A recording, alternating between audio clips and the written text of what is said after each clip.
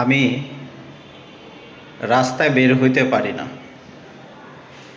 রাস্তায় বের হলে কোথার থেকে কিছু মানুষ এসে আমাকে বলা শুরু করে যে, ভাই, আমার চাকরি নেই, আমার বাসায় কোনো চাউল নাই, ডাল নাই, আমাকে 5 কেজি চাউল কিনে দেন, 2 কেজি আলু কিনে দেন, তেল কিনে দেন। রাস্তায় বের হলে তারা আমাকে এইভাবে জড়ায় ধরে, ঘিরে ধরে। এখন মানুষকে নাও করতে পারি না, মানুষকে নাও করতে পারি না, নিজের কাছে খারাপ লাগে।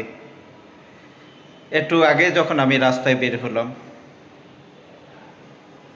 একজন ভদ্রলোক তিনি এসে আমাকে বলতেছেন যে, বাবা, ছোট একটা মেয়ে সাথে নিয়ে আসছে।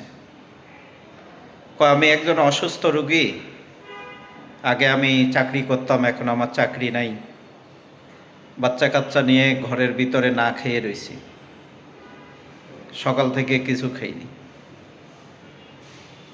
তো এগুলো শোনার পরে নিজের কাছে খুব খারাপ লাগলো।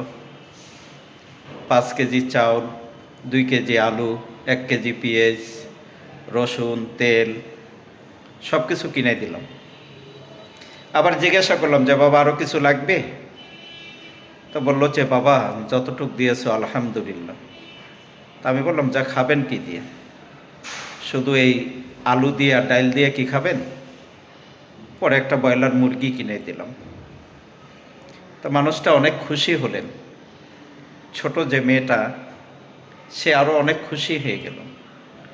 সে আমাকে জড়াই ধরল, ধরে বলতেছে, ভাইয়া, সকাল থেকে না খেয়ে রয়েছি, দুপুরও খাইনি, এখন বাজে রাত 8টা বাজতেছে, এখনো না খেয়ে রয়েছি।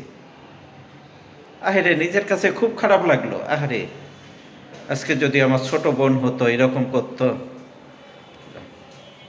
তাহলে আমি কি করতাম? জান, সমস্যা নেই, তাহলে আমি কি করতাম?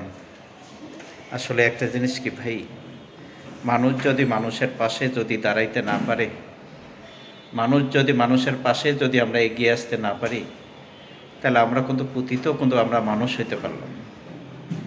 আসুন না, যে ধর্মের মানুষে হোক, আমরা তাদেরকে ভালোবাসবো, তাদেরকে আমরা মহব্বত করব।